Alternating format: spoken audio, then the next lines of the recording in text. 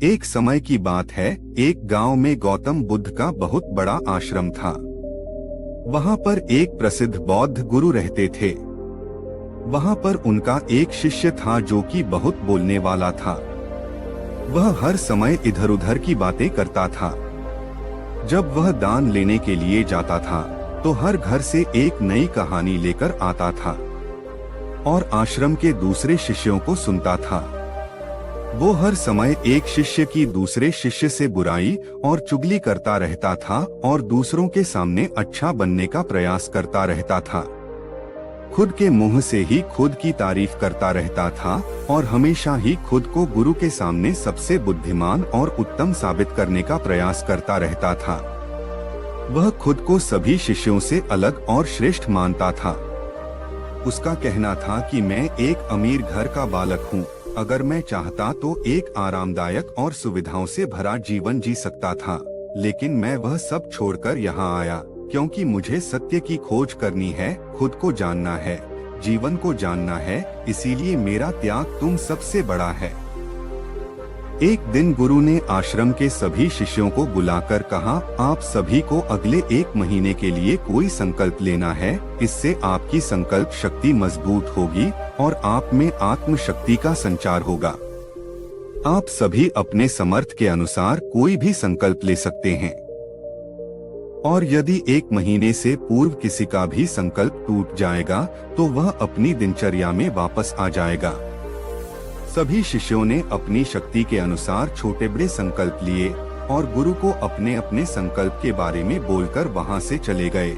लेकिन वह शिष्य जो खुद को सबसे अलग और बड़ा दिखाना चाहता था, वह सीधे गुरु की कुटिया में पहुंच गया और बोला, मैं कोई छोटा मोटा संकल्प नहीं लेना चाहता, बल्कि खुद की ही जैसे एक बड़ा और महान संकल्प लेना चाहता हूँ। कृपया आप ही बताएं मुझे क्या संकल्प लेना चाहिए। उसकी यह बात सुनकर गुरु मुस्कुराए और बोले, क्या तुम मेरे द्वारा दिए गए संकल्प को पूरा कर पाओगे? क्या तुम्हारे लिए उसे पूरा करना संभव होगा? शायद नहीं, वह तुम्हारे लिए संभव नहीं है। तुम उसे पूरा नहीं कर पाओगे, इसीलिए तुम खुद ही कोई संकल्प ढूंढो। शिष्य ने कहा, नहीं गुरुदेव, आप जो भी संकल्प मुझे देंगे मैं उसे पूरा करूंगा। गुरु ने कहा, ठीक है, तो तुम अगले 1 महीने तक चुप रहो, मुंह से एक शब्द भी नहीं निकलो, यही तुम्हारा संकल्प है। शिष्य ने कहा, गुरुदेव, यह भी कोई संकल्प है? यह तो बहुत ही आसान है। 1 महीने तक चुप ही रहना है। आप कोई बड़ा संकल्प दीजिए जो मेरी योग्यता के लायक हो, जिसे पूरा करने में मुझे समस्या हो। गुरु ने कहा, पहले तुम यही संकल्प को तो पूरा करके दिखाओ।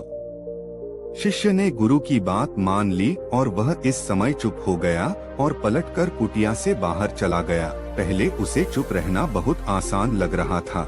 उसने एक दिन तो जैसे तैसे चुप रहकर काट लिया, लेकिन दूसरे दिन से उसके मन में ना बोलने का बोझ बढ़ने लगा। तीसरे दिन उसे भारीपन महसूस होने लगा और चौथे दिन उसके अंदर एक अजीब सी बेचैनी होने लगी, क्योंकि आसपास आश्रम के सभी शिष्य एक दूसरे से बातें कर रहे थे। यह देख वह पूरा दिन उदास रहा। इसी तरीके से कुछ दिन और बीते और वह शिष्य बीमार पड़ गया। उसका सर फटा जा रहा था। उसका खाने पीने तक का मन नहीं कर रहा था, वह सिर्फ बोलना चाहता था। वह गुरु के पास गया और उनके सामने बैठकर लिखकर उन्हें बताया, गुरुदेव, मैं बोलना चाहता हूँ, मुझे सांस नहीं आ रही, मेरा दम घुटा जा रहा है, मैं अंदर ही अंदर पागल हुआ जा रहा हूँ, मैं क्या करूँ, संकल्प तोड़ दूं क्या? यह पढ़कर गुरु मुस्कुराए और बोले, संकल्प तोड़ने के लिए ही होते हैं, लेकिन जो अपने संकल्प को पूरा कर लेता है वही अपनी आंतरिक शक्ति को बढ़ाता है, और जो अपनी आंतरिक शक्ति को बढ़ाता है वह समाज की कल्याण करता है। संकल्प का लेना भी तुम्हारे हाथ में था और इसे तोड़ना भी तुम्हारे ही हाथ में है।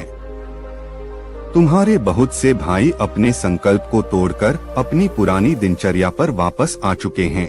अगर तुमसे नहीं हो पा रहा तो तुम भी संकल्प तोड़कर अपनी पुरानी दिनचर्या पर वापस जा सकते हो।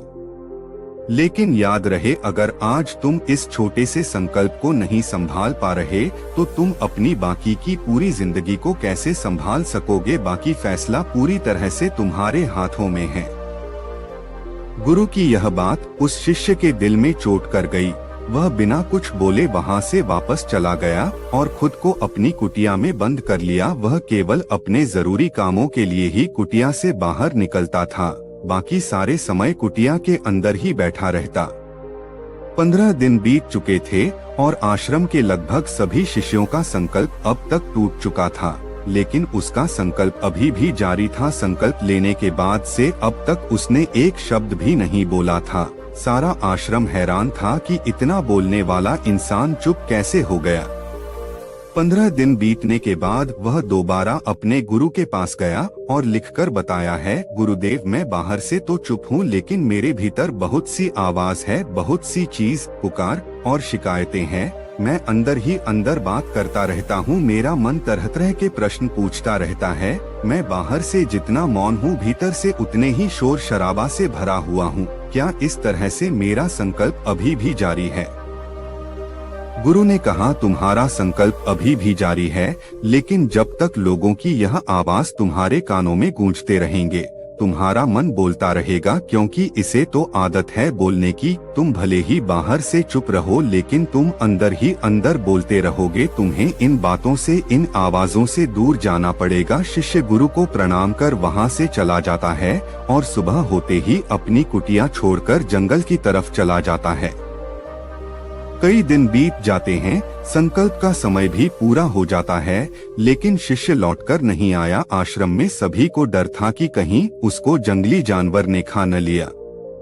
उसे ढूंढने की बहुत कोशिश की गई, लेकिन वह कहीं नहीं मिला। सभी गुरु भाइयों ने मान लिया था कि जंगली जानवरों ने उसे अपना शिकार बना लिया है, लेकिन गुरु को ऐसा नहीं लगता था। एक दिन आश्रम का एक अन्य शिष्य गुरु के पास आया और बोला, गुरुदेव हमारे उस अधिक बोलने वाले भाई के साथ क्या हुआ होगा? क्या जानवर ने उसे मार दिया होगा?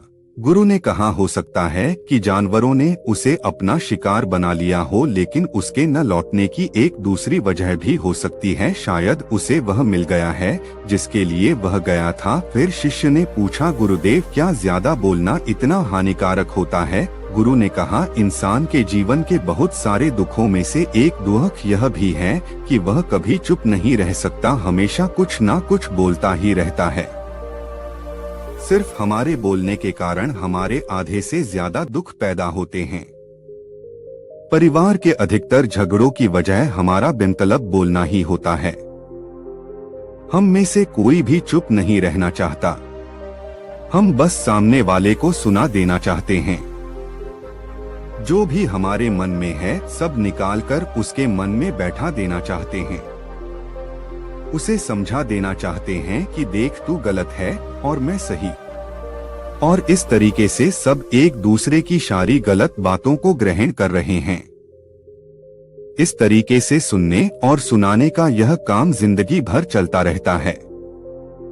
लेकिन इस नासमझी में हम अपना समय, अपना जीवन, अपनी समझ और सबसे महत्वपूर्ण वक्त को हम खो देते हैं। लेकिन इसके बदले हमें मिलता क्या है? कुछ नहीं, सब व्यर्थ और बर्बाद हो जाता है। इस पागलपन में हमने क्या खो दिया, इसका एहसास केवल कुछ ही लोगों को हो पता है। बाकी लोग जैसे उन्हें अपने आने का पता नहीं, वैसे ही उन्हें अपने जाने का भी पता नहीं चल पाता। शिष्य ने कहा, तो फिर इसका समाधान क्या है? गुरु ने कहा, पूरी जागरूकता के साथ अपने विचारों को देखना ही एकमात्र तरीका है। सारी मानसिक समस्याओं का वर्तमान में रहकर चिंतन करना, पूरी जागरूकता के साथ अपना काम करना जिंदगी में चमत्कारिक बदलाव ला देता है। उसके बाद वह शिष्य गुरु से अपने प्रश्नों का उत्तर प्राप्त कर उनको प्रणाम करके वहां से चला गया। उस शिष्य को आश्रम छोड़कर गए हुए 3 महीने हो चुका था, लेकिन उसकी कोई खबर न थी। तब तो सभी गुरु भाइयों ने भी उसके वापस लौटने की उम्मीद छोड़ दी थी। लेकिन एक दिन वह आश्रम लौट आता है। उसे देखकर सभी के आश्चर्य और खुशी का ठिकाना न रहा। लेकिन अब वह वैसा नहीं था जैसा गया था। वह बिल्कुल बदल चुका था। वह कुछ और ही बनकर वापस आया था। उसके अंदर एक गजब का बदलाव महसूस किया जाता था। उसके चेहरे पर एक गजब का ठहराव और आंखों में बनी शांति थी। आश्रम में आते ही सभी गुरु भाइयों ने उसे चारों तरफ से घेर लिया और बातें करने लग गए। वह भी अपने गुरु भाइयों से बातें करने लगा। उससे बात करने वाले सभी ने यह अनुभव किया कि अब वह पहले जैसा उतावला और बातूनी नहीं रह गया था। उसके मुंह से एक एक शब्द बहुत ही सरल और मधुरता के साथ निकल रहे थे। थोड़ी देर तक गुरु भाइयों से बात करने के बाद वह सीधा गुरु की तरफ चला गया। उसने गुरु के चरण छुए और कहा, गुरुदेव, क्या मैं अभियान में हूँ? क्या अभी मेरा संकल्प जारी है? गुरु ने कुछ देर तक शिष्य की आंखों में बड़े ध्यान से देखा और कहा, हाँ, तुम अभी भी अभियान में हो। तुम्हारे मुंह से एक भी शब्द निकल नहीं रहा और तुम्हारा संकल्प अभी भी जारी है। शिष्य ने कहा, गुरुदेव, जब मैं आश्रम से गया तो मैं मुंह से तो चुप था, लेकिन मेरे अंदर बहुत सी आवाज हो रही थी। मन में बहुत से प्रश्न थे और वह बंद नहीं हो रहे थे।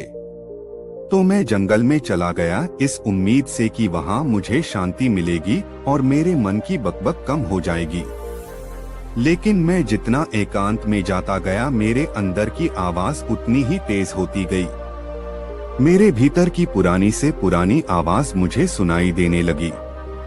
तब जाकर मैंने महसूस किया कि मैं कितना गलत कर रहा था। जब मैं अपने परिवार वालों, दोस्तों को और गुरु भाइयों को बुरा भला कहता था तो उसे समय मुझे लगता था कि मैं सही कह रहा हूँ। जब मैं गुरु भाइयों की एक दूसरे से चुगली करता था और उनका मजाक बनाता था, तब भी मुझे यही लगता था कि मैं उनसे बेहतर हूँ और मैं सही कर रहा हूँ। लेकिन उस दिन मैंने पहली बार महसूस किया कि मैं कितना गलत बोलता था। काफी दिनों तक यह सारे शोर और शिकायतें मेरे अंदर चलती रही, लेकिन धीरे धीरे करके एक दिन यह सारी आवाज मेरे अंदर से समाप्त हो गई। अब मैं भीतर से भी मौन हो गया। उसी घने जंगल में कोई बोलने वाला था नहीं और भीतर कोई आवाज बची ही नहीं थी। और मैं उसी दिन पहली बार मौन का सही अर्थ समझा। मेरे चारों तरफ बहुत शांति थी। हालांकि अभी भी कुछ आवाज आ रही थी जो पहले भी आती थी, लेकिन मैं उन्हें सुन नहीं पाता था। पर अब वह सभी आवाज जो मुझे स्पष्ट रूप से सुनाई दे रही थी, वो थी हवा के चलने की आवाज, चिड़ियों के चहकने की आवाज और पानी के बहाने की आवाज। यह सभी आवाज ही मैंने पहली बार पूरे होशपूर्वक सुनी। अपने चारों तरफ इतनी शांति मैंने पहले कभी महसूस नहीं की थी। तो इस शांति को भंग करने के लिए मैंने पहली बार अपने मुंह से कोई शब्द निकला। मैं चिल्लाया है, ईश्वर, यह कैसी शांति है? सभी कुछ इतना शांत क्यों है? ऐसा क्या हो गया? लेकिन मेरे चिल्लाने के बाद भी शांति भंग नहीं हुई। सब कुछ पहले जितना ही शांत था, बाहर भी और भीतर भी उतना शांत रहा। हे गुरुदेव, मैं अपने गुरु भाइयों से बात की, मैं आपसे बात की, मैं बोल रहा हूँ, मैं चल रहा हूँ, मैं सब कुछ देख रहा हूँ, लेकिन मैं अपने भीतर एकदम एकांत और मौन में हूँ। जब मैं खुद में भी शोर करना चाहता हूँ तब भी एकांत में ही होता हूँ। अब सब दिखाई पड़ने लगा है, सब सुनाई पड़ने लगा है। गुरु ने कहा, जब तक हम बाहर की तरफ बोलते रहेंगे भीतर अशांति ही रहेंगे, लेकिन जिस दिन हम भीतर की तरफ मुड़ जाएंगे तब हमारे मुंह से कुछ भी निकलेगा, हम शांति रहेंगे। दुनिया में जितनी भी बुराइयां हैं, ज्यादातर हमारे बोलने से ही उत्पन्न होती है, क्योंकि हम चुप रहना नहीं चाहते। हम जितनी जरूरत है उससे कहीं ज्यादा बोलते हैं। हम सामने वाले को सुनना नहीं चाहते, बल्कि उसकी बोलती बंद कर देना चाहते हैं। उसे समझा देना चाहते हैं कि मैं कौन हूँ, मैं क्या कर सकता हूँ। और यही हमारी जिंदगी का मकसद बनकर रह जाता है। हमारी सारी ऊर्जा व्यर्थ के बोलने में बर्बाद होती रहती है। ऐसे ही समझ में लोगों का जीवन दुखों से भर जाता है, जो हमेशा एक दूसरे से शिकायत में लगे रहते हैं, कभी एक दूसरे को सुनना नहीं चाहते, समझना नहीं चाहते हैं। और चुप रहना तो उन्होंने कभी सीखा ही नहीं, क्योंकि चुप रहना उन्हें छोटा महसूस करवाता है। दुनिया की सभी लड़ाइयां का कारण हमारा बोलना ही है। इसलिए हमें सिर्फ उतना ही बोलना चाहिए जितना जरूरी हो, क्योंकि व्यर्थ का बोलना ऊर्जा को नष्ट करना है। और यह बोलना ही हमें कभी अपने भीतर की ओर लौटने नहीं देता है, क्योंकि यह हमें बाहर की ओर खींच कर रखता है, और बाहर है ही क्या इस संसार के अलावा। लेकिन अगर अपने भीतर के संसार की ओर मोड़ना है तो इस मुंह को बंद ही रखना चाहिए। इसीलिए जितने भी बुद्ध हुए, आत्मज्ञानी हुए, वह सभी एकांत की ओर भागे ताकि उन्हें ज्यादा ना बोलना पड़े, ज्यादा सुनाना पड़े। वह एकांत में रहे और शांत रहे, इसीलिए आसानी से भीतर की यात्रा कर पाए। लेकिन अगर कोई चाहे तो इस संसार में रहकर भी एकांत में रह सकता है, शांत रह सकता है। लेकिन इसके लिए उन्हें अपनी ऊर्जा बचाने होगी, जिसे वह अब तक अपने व्यर्थ के शब्दों में बर्बाद कर रहे थे। इस कहानी की सीख यही है कि व्यर्थ का बोलना ऊर्जा को नष्ट करना है, और यह बोलना ही हमें कभी अपने भीतर की ओर लौटने नहीं देता, क्योंकि यह हमें बाहर की ओर झुकाए रखता है। और जिन्हें भीतर की यात्रा करनी है उन्हें अपने मुंह को बंद ही रखना चाहिए। चुप रहने में अद्भुत शक्ति है। यदि हम सही समय पर सही शब्दों का प्रयोग करें तो हम अपने जीवन को सकारात्मक दिशा में बदल सकते हैं।